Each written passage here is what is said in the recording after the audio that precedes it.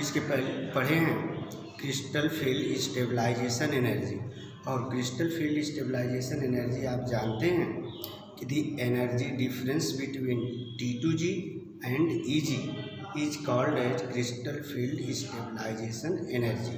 ठीक है ना। T2G सेट और EG सेट के बीच जो एनर्जी डिफरेंस होता है उसी एनर्जी डिफरेंस को हम कहते हैं क्रिस्टल फील्ड स्टेबलाइजेशन एनर्जी। ठीक, आप क्रिस्टल फील्ड स्टेबलाइजेशन एनर्जी कैसे कैलकुलेट करेंगे ये भी आप पढ़ चुके हैं। ठीक है ना। आज पढ़ेंगे कुछ एग्जाम्पल्स हैं जिनकी क्रिस्टल फील्ड स्टेबलाइजेशन एनर्जी हमको कैलकुलेट करना है। ठीक है। तो पहला है calculate the crystal field stabilization energy. Question number 1, calculate the crystal field stabilization energy of CONH3 whole times 6 3+। ठीक है। अब देखिए इसका नाम है हेक्सा एमीन कोबाल्ट थर्ड। क्या नाम है? Hexa amine cobalt third. Hexa amine cobalt third. अब इस हेक्सा एमीन कोबाल्ट थर्ड का आपको कैलकुलेट करना है क्रिस्टल फील्ड स्टेबलाइजेशन एनर्जी। तो कैसे कैलकुलेट करेंगे क्रिस्टल फील्ड स्टेबलाइजेशन एनर्जी? अब देखिए इसमें सबसे पहले आप इसका कोबाल्ट सेंट्रल मेटल है। अब इस कोबाल्ट का ऑक्सीडेशन नंबर कैलकुलेट कर लीजिए। क्या निकालेंगे? Oxidation number. ठीक है ना। तो अब यहाँ पर आप निकालेंगे ऑक्सीडेशन नंबर। तो ये देखिए ऑक्सीडेशन नंबर ऑफ कोबाल्ट। तो कोबाल्ट का ऑक्सीडेशन नंबर निकालेंगे।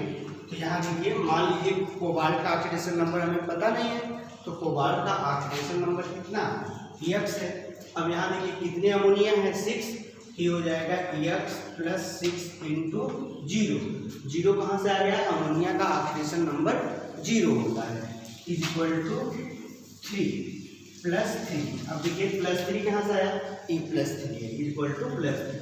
अब ये हो गया X + 0 = +3 और X हो गया आपका, ये देखिए X हो गया +3। यानी ऑक्सीडेशन स्टेट जो है कोबाल्ट का वो +3 आया। ठीक है ना। कोबाल्ट का ऑक्सीडेशन स्टेट +3 आ गया। ठीक। अब देखिए आप क्या करेंगे? इलेक्ट्रॉनिक कॉन्फ़िगरेशन निकालेंगे। तो इलेक्ट्रॉनिक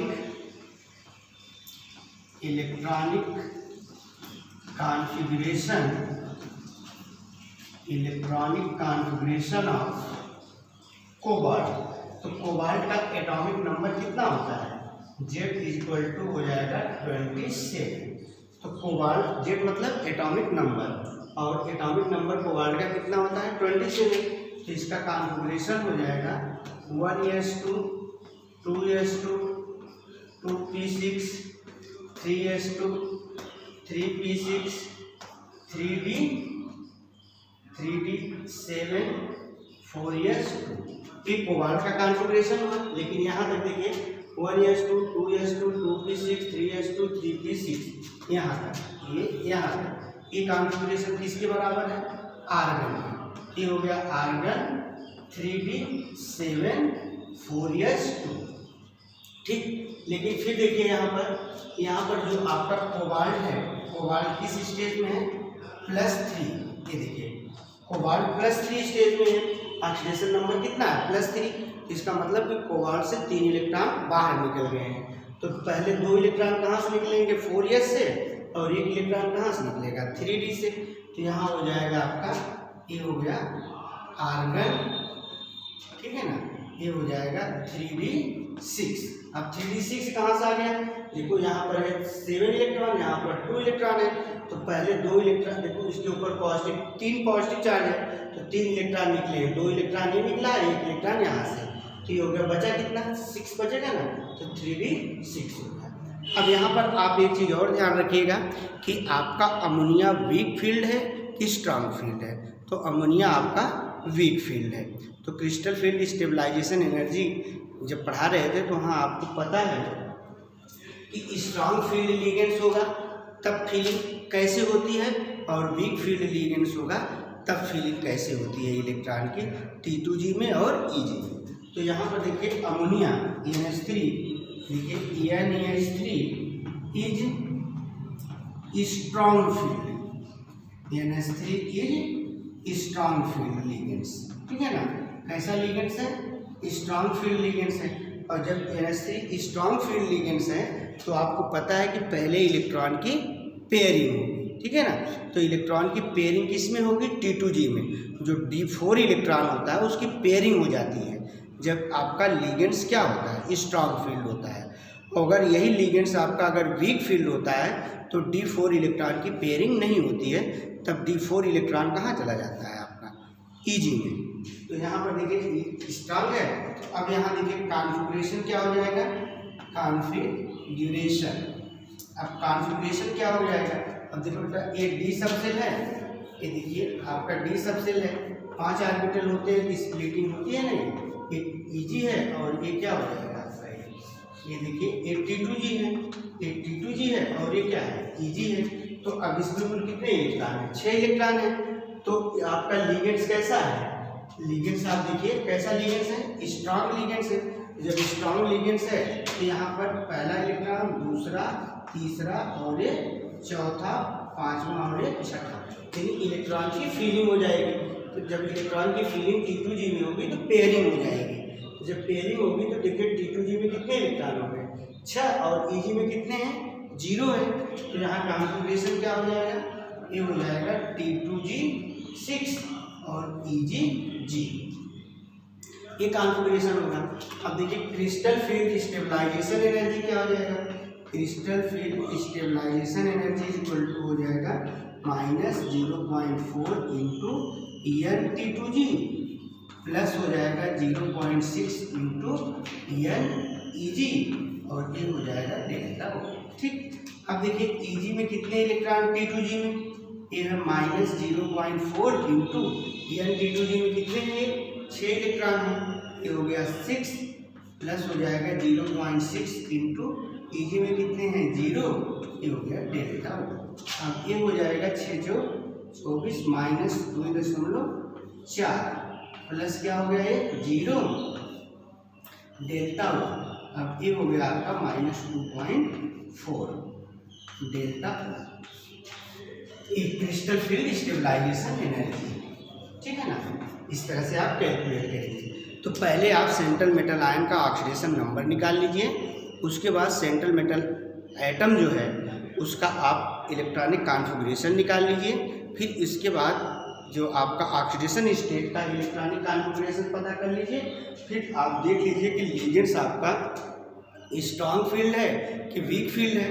अगर आपका लिगेंड्स स्ट्रांग फील्ड है तो T2G में जो D4 इलेक्ट्रॉन है पेयरिंग हो जाएगी T2G में। अगर यही लिगेंड्स वीक होगा तब पेयरिंग नहीं होगी, तब इलेक्ट्रॉन आपका D4 वाला इलेक्ट्रॉन कहाँ जाएगा? EG में चला जाएगा, ठीक है ना।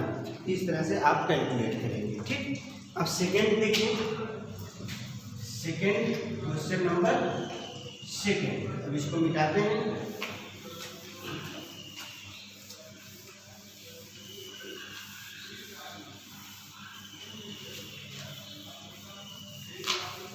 अब सेकेंड देखिए, calculate the crystal field stabilization energy of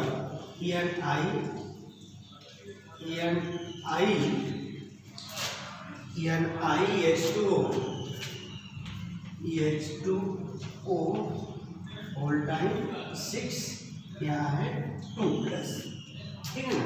अब इसका आपको crystal field stabilization energy calculate करना है।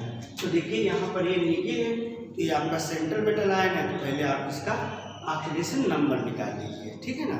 क्या निकालेंगे? Oxidation number. तो यहाँ क्या करेंगे? Oxidation number of nickel is equal to क्या हो जाएगा, ये हो जाएगा, मान लीजिए इसका ऑक्सीडेशन नंबर कितना है, x है, प्लस ये हो गया 6 इंटू H2O का ऑक्सीडेशन नंबर 0 होता है, इज इक्वल टू हो जाएगा ये +2, तो ये हो गया x plus 0 is equal to +2 हो गया। अब ये x इज इक्वल टू आ गया 2, ठीक है ना। तो अब यहाँ पर निकिल का ऑक्सीडेशन नंबर कितना है, +2 है। अब निकिल का इलेक्ट्रॉनिक कॉन्फ़िगरेशन पता कर लीजिए। अब देखिए इलेक्ट्रॉनिक कॉन्फ़िगरेशन ऑफ निकिल का एटॉमिक नंबर कितना है, 28 है, तो 28 है, तो अब यहाँ पर हम ऐसे लिख लें nickel Z is equal to 28, तो कॉन्फ़िगरेशन क्या हो जाएगा, 1s2 2s2 2p6 3s2 3p6 3d8 4s2। ये निकिल एटम का कॉन्फ़िगरेशन है। यहाँ तक आपको पता है किसका कॉन्फ़िगरेशन है, आर्गन के इक्वल है, तो हम ऐसे लिख सकते हैं आर्गन, और ये हो गया 3d8 4s2 हो गया, ठीक है। अब लेकिन यहाँ पर देखिए कॉन्फ़िगरेशन 3d8 4s2 है, लेकिन कोबाल्ट का ऑक्सीडेशन स्टेट क्या है, +2 है। तो अब यहाँ पर निकिल है ना, तो निकिल Ni2+ का कॉन्फ़िगरेशन क्या हो जाएगा।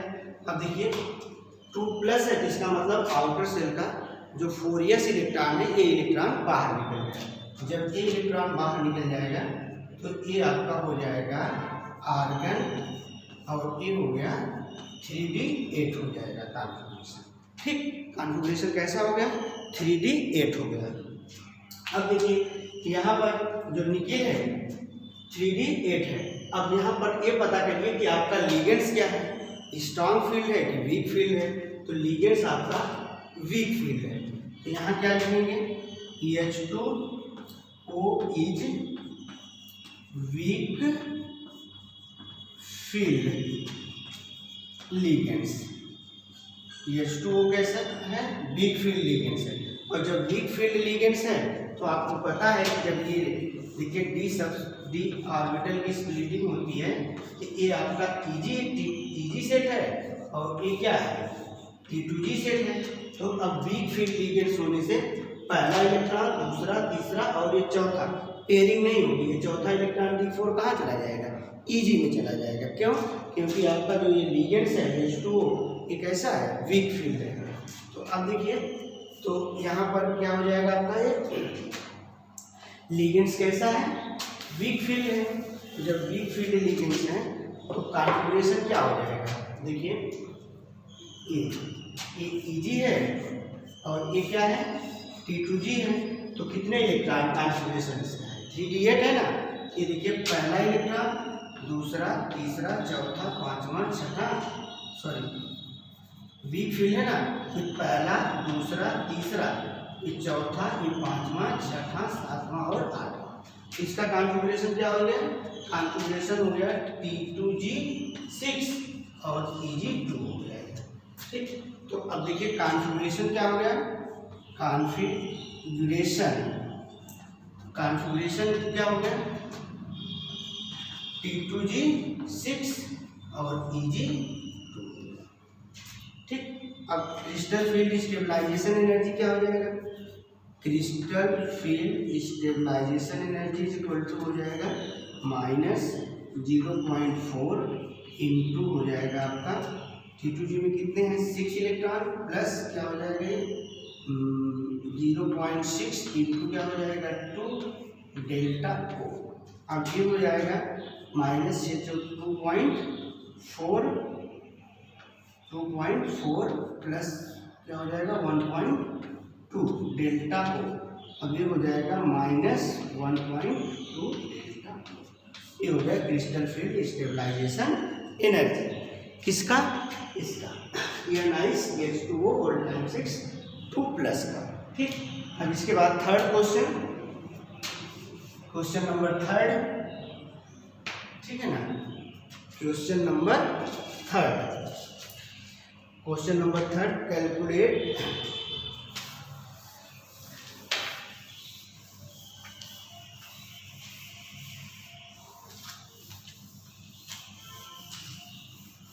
क्वेश्चन नंबर 3 है FeH2O, calculate the crystal field stabilization energy of FeH2O whole time 6, यहाँ पर है 3+, सॉरी यहाँ पर 3+ नहीं, यहाँ 2+ है, ये कैलकुलेट करना है क्रिस्टल फील्ड स्टेबलाइजेशन एनर्जी। तो आप देखिए पहले क्या करेंगे, पहले आप ऑक्सीडेशन स्टेट निकाल लो इसका, ठीक है ना। तो ऑक्सीडेशन नंबर निकाल लीजिए, तो क्या हो जाएगा, ऑक्सीडेशन नंबर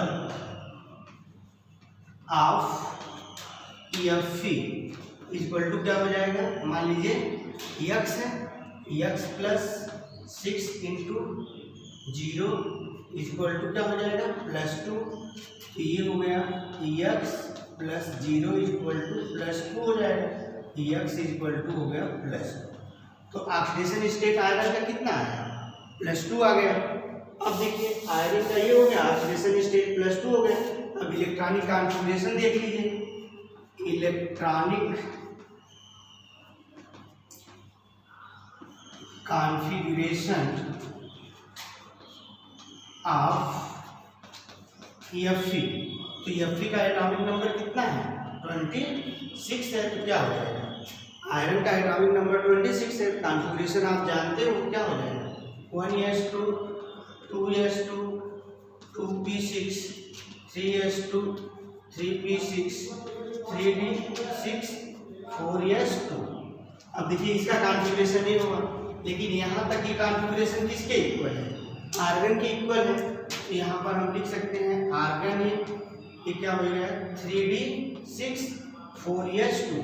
ये कॉन्फ़िगरेशन किसका है, आयरन एटम का है, Fe एटम का है। अब देखिए इसका ऑक्सीडेशन स्टेट क्या होगा, सॉरी कॉन्फ़िगरेशन Fe2+ है ना, यार ऑक्सीडेशन स्टेट क्या है Fe2+। तो इसका मतलब कि Fe से कितने इलेक्ट्रॉन निकले हैं, 2 इलेक्ट्रॉन निकले हैं। तो ये हो जाएगा क्या आर्गन। तो 2 इलेक्ट्रॉन कहाँ से निकलेंगे, पहले 4s से। तो जो 4s से 2 इलेक्ट्रॉन निकल गए तो क्या हो गया है 3d6 हो गया। अब देखिए यहाँ पर वाटर आपका कैसा लिगेंड्स है, वीक फील्ड लिगेंड्स है। यहाँ हम लिखेंगे H2O is weak field ligands, weak field ligands. और जब ये वीक फील्ड लिगेंड्स है तो अब देखिए कितने इलेक्ट्रॉन हैं, 6। आपको पता है कि ये देखिए डी सबसेल है, डी सबसेल में 5 इलेक्ट्रॉन, स्प्लिटिंग होती है तो 2 सेट में टूटता है, स्प्लिट करता है। ये आपका क्या है Eg है, और ये क्या है आपका एक T2G है, एक T2G है और एक Eg है। अब देखिए लिगेंड्स कैसा है, वीक फील्ड लिगेंड्स है water, water weak field ligands है। कॉन्फ़िगरेशन क्या है 3d6 है। तो पहला इलेक्ट्रॉन कहाँ रहेगा, यहाँ पर, दूसरा ये है, तीसरा ये। पेयरिंग नहीं होगा, क्यों, क्योंकि लिगेंड्स आपका वीक फील्ड है। तो चौथा इलेक्ट्रॉन ये हो गया, पांचवा ये हो गया, छठा ये हो गया। अब कॉन्फ़िगरेशन क्या हो गया, कॉन्फ़िगरेशन हो गया T2G4 और Eg2 हो गया, T2G4 Eg2 हो गया। तो अब देखिए कॉन्फ़िगरेशन क्या हो जाएगा, कॉन्फ़िगरेशन, तो कॉन्फ़िगरेशन हो जाएगा क्या हो जाएगा T2G4 और Eg2 हो गया।